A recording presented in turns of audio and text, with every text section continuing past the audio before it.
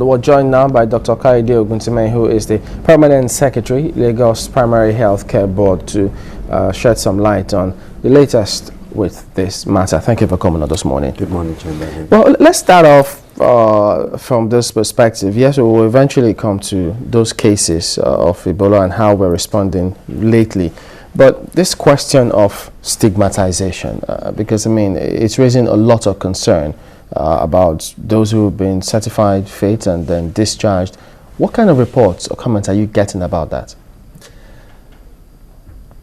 It is something that I found really disturbing, because if we are actually doing this because we feel we're at risk, it is not actually thinking about the facts.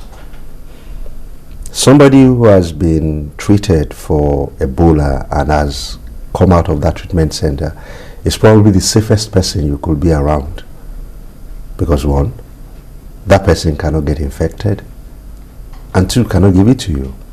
The people you actually think you run into, you are more at risk with them than these people. So if somebody comes out and we now say they should pack out of their house, they should not come to work, we're terminating their appointments, it sends the wrong signal out.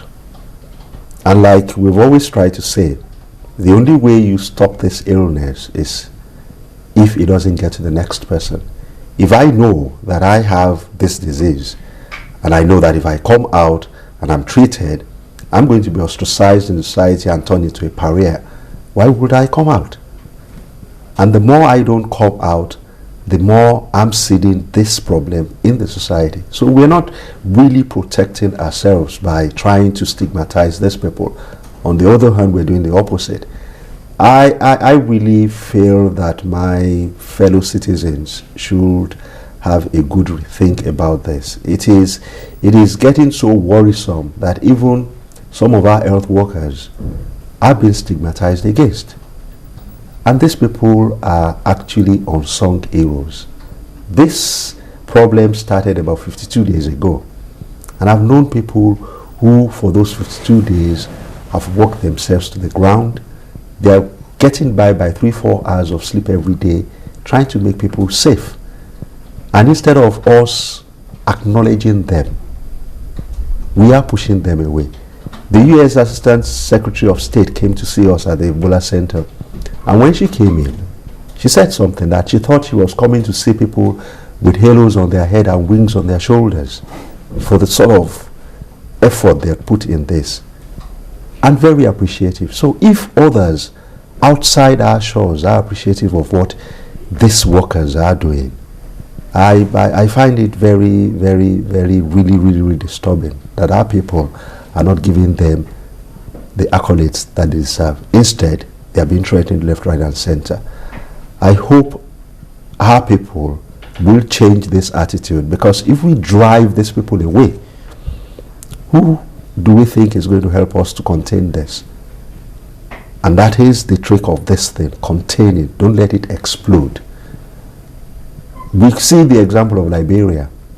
It is people who feel that they are not concerned, that they can hide in their own little corners, and if they do that, they are safe. That has caused the explosion in Liberia. As of yesterday, over 2,000 people have died in Liberia. In the last 3 weeks, over 1,000 people have died.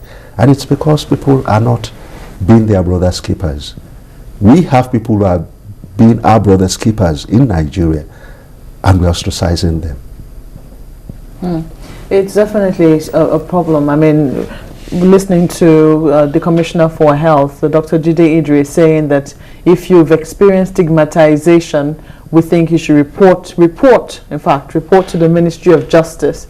It's something that you're going to be taking up legally. From the cases that you've heard, I mean, the reports that you've received, is this something that you're willing to take up even before they report, just to make examples out of those people who are currently facing stigmatization, those people who have been discriminated against based on the fact that they've been treated of the Ebola virus disease? Yes, if you could recall yesterday, the Commissioner mentioned 2 cases. Those 2 cases were actually brought to his notice by the EOC to let him know this is what is happening. And like he rightly said yesterday, the Minister of Justice is actually going to take this up. It is, again, for me, the disconcerting thing is that even health facilities are guilty of this. People who should know better. So if we have medical directors of private health facilities asking people not to come to work until a certain time, what do they expect others out there to do? So it is something that the government is very serious about. It's going to do something about, and we hope that before government applies the big stick, people will have a rethink and realize that these people needs to be embraced within the society. They are, as everybody has always said, extremely safe. Do you think that this is about applying a stick? Because some people have said that perhaps it should go the softer way. For instance, in the United States, I know we've been reminded that Nigeria is not the United States. When Mr. Grant was released, discharged from hospital, they had a press conference, and there were gestures to show that this man is completely and perfectly safe. We did read, I don't know how far it was true, and the Lagos state government was planning a sort of reception in honor of these people who had come out of the treatment center. Was it true, or was it just rumor? It was true, but again, part of the problems is what we are facing right now. It's a balance in trying to take a decision on that end. If we do this, what will happen to this paper? We have not done it already. There is a problem.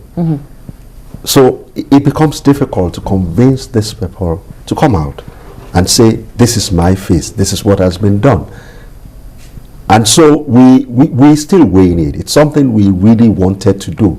We hope that some of them will be able to do that. I had sometime last week, which is one of the people we're trying to get in contact with, that one of the doctors that were discharged actually went to his church service to actually make a testimony about what happened to him. Somebody like that, if he's willing, will be able to publicize him.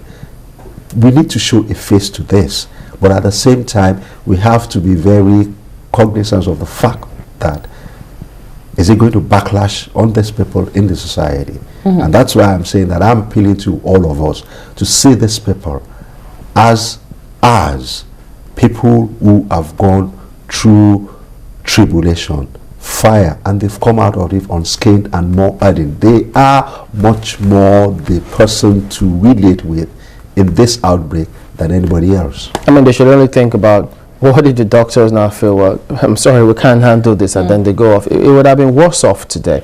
So I think society needs to just rally around everyone and ensure that we just accommodate and do what we have to do. But the other part of this, when you spoke about the health who should know better, because we're getting reports that people who go to the hospital, everyone now suspects that, look, they've got an Ebola case and they don't even want to touch them.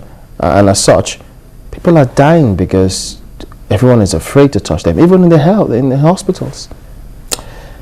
Again, that's one of the things that that baffles me. If you're not fearful, you are stupid. So fear is a protective mechanism. But we are thinking human beings. That's why we are called human beings. We should be able to go beyond our fear. The facts are out there. We do not have an endemic problem. Somebody brought it in. Everybody that has been ill is related to this person. We've had to test so many corpses that people have suspected have had Ebola, and none of them has been proven to be an Ebola virus disease. We've had to test so many people that were wrongly labeled as having Ebola. All of them are turned negative. These are facts that are known. For me, even if the patient in front of you has Ebola, let's even assume, for argument's sake, we are health practitioners. We know what it is to do infection prevention control. And that's what we need to do. Nobody is asking anybody to treat an Ebola patient in his or our facility. But the first thing that we probably need to do is actually find out the circumstance of this person. The most important part of this diagnosis are not the symptoms. The symptoms are common to a lot of diseases. The most important part of this diagnosis is, has this person been in contact with somebody who's had an EVD? Is this person coming from a country that is endemic for this disease? These are simple questions we could ask.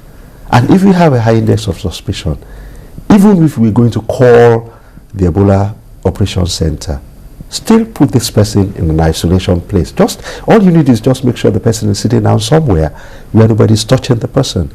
You can actually get close to an Ebola patient and talk to that patient, even if you're not wearing anything. Nobody is asking you not to wear something. Put on your gloves. Because it's not airborne. It's not airborne. Put on your gloves. Put on an apron at the very least. And you could get as close as 1 meter to this person and talk and ask and get a proper history and documentation of what is wrong with this person. And if you still have a high index of suspicion, please call. But don't let us turn away patients. You know, people are dying, because I've had experiences of this, and it's worrisome to me. And I hope that our health workers out there will help us do this fight. It is not only people in the treatment center that's going to fight Ebola. How many are we? Maximum, everybody in there is about 200. We are trying to contain a disease that is affecting the whole population, that can affect the whole population. So everybody has to chip in. It is us. It is not we versus them.